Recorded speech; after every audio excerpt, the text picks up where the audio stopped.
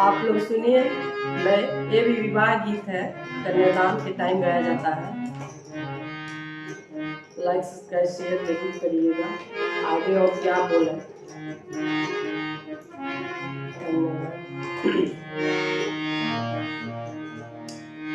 कहाँ में उपजेला रोपल जीरवा, कहाँ में सनल जीरवा, कहाँ में सनल जीरवा।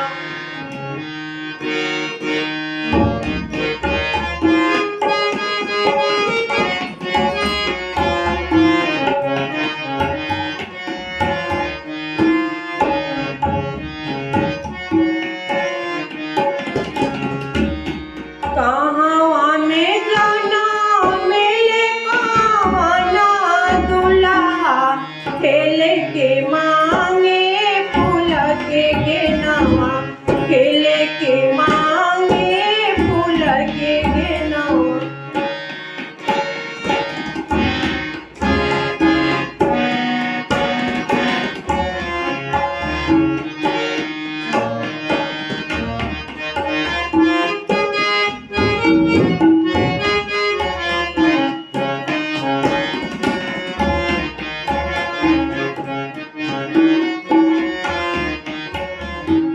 और रज में उपजेला रूपल जीरवा, बग सर में सनल जीरवा, बग सर में सनल जीरवा।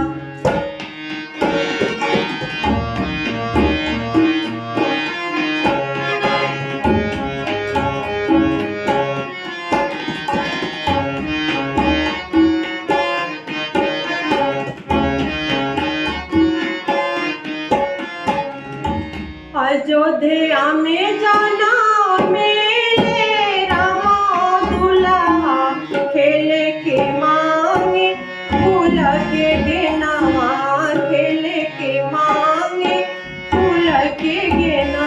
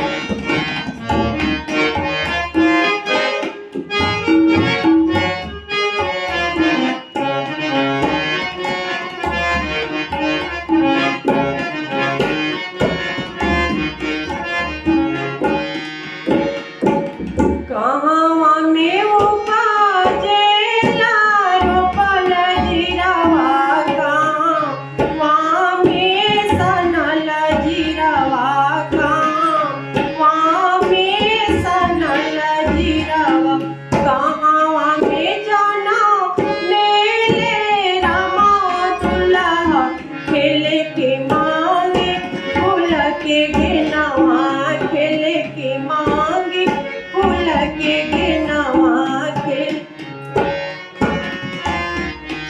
गाना अच्छा लगे तो लाइक सब्सक्राइब जरूर करिएगा, बहुत मार्मिक गाना है, आप लोग ध्यान से सुनिएगा। धन्यवाद।